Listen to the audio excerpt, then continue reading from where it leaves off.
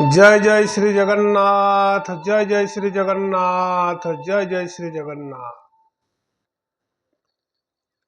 प्रिय दर्शक बंधु, आज किसी ओडिया भागवतर अमृतवाणी पाठ करिबा एवं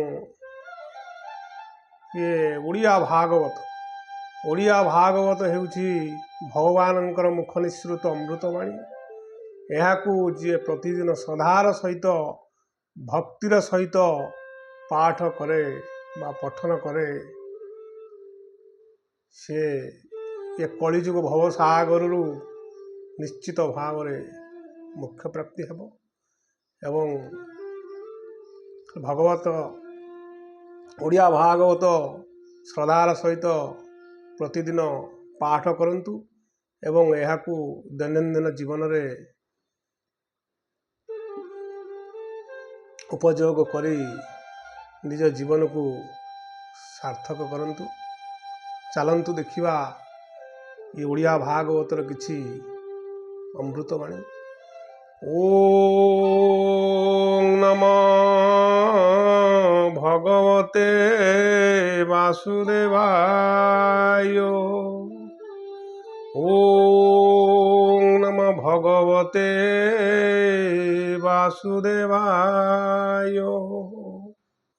ओम नमः भगवते वासुदेवाय। जय जगन्नाथ स्वामी नयन पथगामी भवतु मे।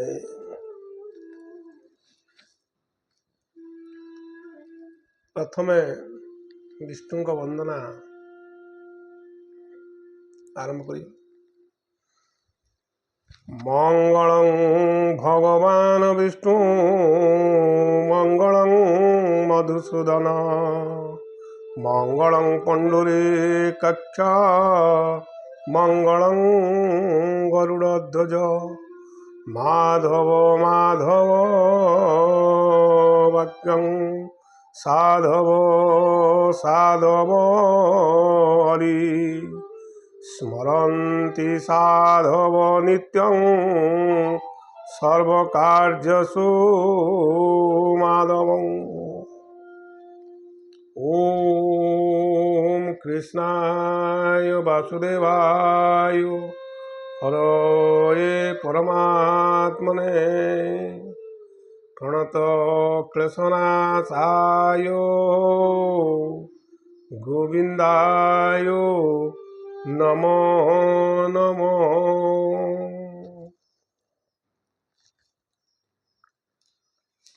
अगर मैं आपको एक कहूं कि लोगों के साथ बैठना, उनकी जिंदगियों के बारे में जानना और उन्हें आगे के लिए सही सलाह देना, ये आने वाले समय का एक बहुत बड़ा करियर होने वाला है, तो आपको बिल्कुल भी आश्चर्य नहीं होना चाहिए।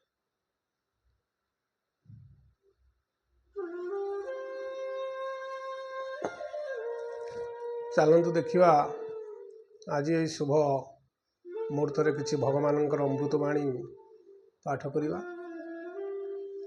परम शास्त्र भागवत अभ्यास करुथिब नित्य। ये भागवत होछि परम शास्त्र।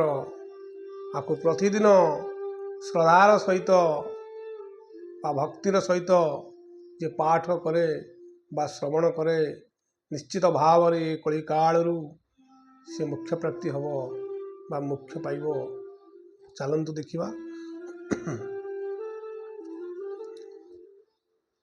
द्वाविंश अध्याय आज ओडिया भागवतर पंचम स्कंध द्वाविंश अध्याय।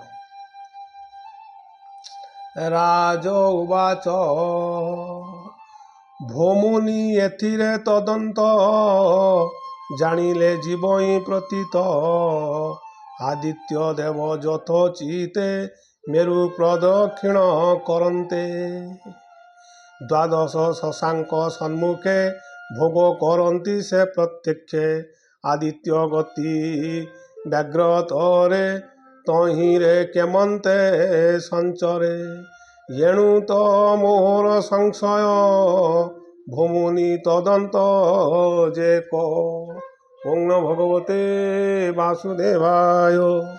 শ্রীশুক উবাচ কুরাଳ ଚକ୍ରର ସହିତେ କ୍ଷୁଦ୍ର ଜନ୍ତୁଙ୍କ ଗତି ମତେ ସେ କାଳ ଚକ୍ରର ଆୟତେ ଭ୍ରମନ୍ତି ଯେ ଯାହାର ମତେ ଧ୍ରୁବର ସମ୍ମୁଖ ପ୍ରତ୍ୟକ୍ଷ କରି ଭ୍ରମନ୍ତି ଅନ୍ତରିକ୍ଷ ଆଦି ପୁରୁଷ ଭଗବାନ ସାକ୍ଷାତ ପ୍ରଭୁ ନାରାୟଣ ତୃତୀୟ ରୂପ ତାଙ୍କ ମତି କର୍ମ ବିଶୁଦ୍ଧରେ କହନ୍ତି ସେ ମୁକ୍ତି ଦେବ ମୃଷାକାର କରି ସେ ବ୍ରହ୍ମାଣ୍ଡ ଠାକୁର। ଓଂ ନମୋ ଭଗବତେ ବାସୁଦେବାୟ। ଷଡ଼ ଋତୁ ବସନ୍ତ ଆଦି ଏଥିରେ ଯେତେକ ପ୍ରସିଦ୍ଧି ଯେ ଋତୁ କାଳେ ଯେ ହୁଅନ୍ତି ଆପଣେ ବିହାର କରନ୍ତି ମହାପୁରୁଷ ବିଦ୍ୟମାନେ ମାୟା ଯେ ନାନାଦି ବିଧାନେ ଆଶ୍ରମ ରୂପ ନାନା ବତେ ନାନା କର୍ମରେ ଯଥୋଚିତେ ନାନା ଯୋଗରେ ଶ୍ରଦ୍ଧା ଚିନ୍ତି ସେ ତାଙ୍କ ଚରଣେ ସେବନ୍ତି ସକଳ ପାପୁ ସେ ତରନ୍ତି ପରମ କଲ୍ୟାଣ ଭବନ୍ତି। ହେମନ୍ତ ଶୁଣ ଅନୁପବର ସେ ସ୍ୱାମୀ ଆତ୍ମା ପ୍ରାଣୀଙ୍କର ପୃଥିବୀ ଆକାଶ ମଧ୍ୟରେ କାଳଚକ୍ରରେ ସେ ସୁନ୍ଦରେ ଦ୍ୱାଦଶ ମାସକୁ ଭଜନ୍ତି ସମ୍ବତ୍ସର ନାମ କହନ୍ତି ମାସ ଯେ ବେନି ଭାଗ କରି ଭୁଜନ୍ତି ଅହରାତ୍ର ପୁରୀ। ଓଂ ନମୋ ଭଗବତେ ବାସୁଦେବାୟ। ସେବେନି ମାସେ ଏକ ଋତୁ ଛ ସମ୍ବତରେ କୃତୁ ସେବେନି ତାର ଊର୍ଦ୍ଧ୍ୱ ଭାଗେ ରହନ୍ତି ସେ କାଳର ଭୋଗେ ତାହାଙ୍କ କାଳ ବୋଲି ଜାଣି ଶୁଣ ରାଜନ ପରିମାଣି ଯେ ଅବା ମହୀର ସହିତେ ନବମଣ୍ଡଳକୁ ଯାଆନ୍ତେ ରବି ଭୁଞ୍ଜନ୍ତି ଯେତେ କାଳେ ସମ୍ବତ୍ସର ବୋଲି ତାହାରେ ଏ ଅନ୍ତରେ ଭୂରାଜନ ଚନ୍ଦ୍ରର ଏଇ ଯେ ଗମନ ଦିଲକ୍ଷ ଯୋଜନ ଉପରେ ସମୀର ପରି ଯେ ବ୍ୟବହାରେ ପବନ ତାର ଅତି ଖରେ ଚନ୍ଦ୍ର ଭୁଞ୍ଜନ୍ତି ସେ ସତ୍ୱରେ ତାହାଙ୍କ ଭୋଗ ବେନି ପକ୍ଷକୁ ସାଦି ରଖେ। ଓଂ ନମୋ ଭଗବତେ ବାସୁଦେବାୟ। ଭୋଗ ସେ ଏକ ଦିନ ଭୁଞ୍ଜନ୍ତି କୃତୁପତି ମାନେ ଏଥୁ ଅନ୍ତରେ ରୂପଭର ଅବଧି କଳା ଶଶଧର ଓ ରାତ୍ର ସେ ଦେବଙ୍କର ସେ ଶୁକ୍ଳ ପକ୍ଷର ବ୍ୟବହାର ହେମନ୍ତ ଶୁଣ ନୃପଭର ଜୀବନ ଭୂତ ଶଶଧର ଭୁଞ୍ଜନ୍ତି ଦ୍ୱିସପ୍ତ ମୁହୂର୍ତ୍ତ ଏକ ନକ୍ଷତ୍ର ଯଥୋଚିତ ଯେଣୁ ସେ ଅନାଦି ପୁରୁଷ ଷୋଡ଼ଶ କଳା ସେ ବିଶେଷ ଅମୃତ ଶରୀରକୁ ଧରି ପ୍ରାଣୀଙ୍କ ଅଜ୍ଞାନାନ୍ଧ କରି ମନୁଷ୍ୟ ପଶୁ ପକ୍ଷୀ ଆଦି ସରୀସୃପ ବୃକ୍ଷ ପ୍ରସିଦ୍ଧି ଏହାକୁ ସୁଖ ସେ ଦିଅନ୍ତି ଏଣୁ ସେ ସବିନୟ ହନ୍ତି ଏହାର ଊର୍ଦ୍ଧ୍ୱେ ଭୋରାଜନ ତୃତୀୟ ଲକ୍ଷ୍ୟ ସେ ଯୋଜନ ନକ୍ଷତ୍ର ସପଦ ବିଂଶତି ମେରୁର ଦକ୍ଷିଣେ ବସନ୍ତି ଦ୍ୱିଲକ୍ଷ ତାହାର ଉପରେ ଉଷନା ବାସ ସେ ତାହାରେ। ଓଂ ନମୋ ଭଗବତେ ବାସୁଦେବାୟ। ଆଦିତ୍ୟ ପ୍ରାୟ ଦୀର୍ଘ ଗତି ତାପରେ ତାହାକୁ ସେବନ୍ତି ଏକ ହି କଲ୍ୟାଣ କାରଣ ପ୍ରଥମ ନିତ୍ୟ ପରାୟଣ ଏହାର ଊର୍ଦ୍ଧ୍ୱ ଯେ ଭାଗରେ ଦ୍ୱିଲକ୍ଷ ଯୋଜନ ଉପରେ ବୁଧ ନାମ ସେ ଚନ୍ଦ୍ରସୂତ ତହିଁରେ ତାହାଙ୍କର ସ୍ଥିତ ପ୍ରାଣୀଙ୍କର ସୁଖେ ସୁଖେ ଥାଇ ଏଣୁ ସେ ସୂର୍ଯ୍ୟ ବେଗ ହୋଇ ଅତି ଗମନ ଖରତରେ ଅନାବୃଷ୍ଟିକୁ ସେ ଆଚରେ ତାହାର ପରେ ବେନି ଲକ୍ଷ ଯୋଜନ ତେଜ ଯେ ପକ୍ଷେ। ଓଂ ନମୋ ଭଗବତେ ବାସୁଦେବାୟ। ଏକ ରାଶିରେ ତିନି ପକ୍ଷ ମଙ୍ଗଳ ଭୁଞ୍ଜଇ ପ୍ରତ୍ୟକ୍ଷ ବକ୍ରଗତିରେ ଭୋଗ କରେ ଏ କ୍ରମେ ଦ୍ୱାଦଶ ରାତିରେ ଏହାର ଊର୍ଦ୍ଧ୍ୱେ ଭୂରାଜନ দ্বিতীয় লক্ষ্য সে যোজন। ওং নমো ভগবতে বাসুদেবায়। साउथ इंडिया जाओ तो राइस स्टेपल फूड है।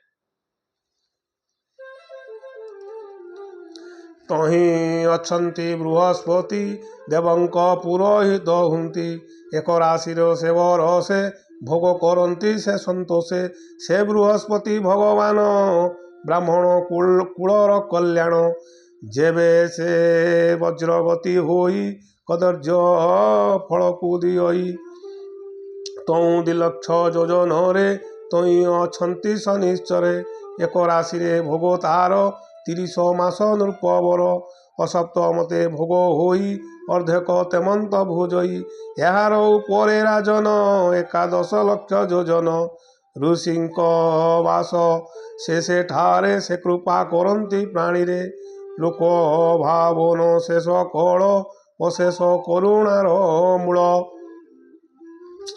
जे विष्णु पाद नित्य चिंती प्रतिक्षण रे भ्रमुछंती से मुनि गणक पୟରେ सुजने सेव निरंतरे कहई विप्र जगन्नाथ पंचम स्कंदे भागवत इति श्रीमद्महाभागवते महापुराणे परमहंसायां संहितायां वैयासिकायां पंचमस्कंदे ज्योतिश्चक्र वर्णने नाम द्वाविंशोऽध्याय। ओं नमो भगवते वासुदेवाय।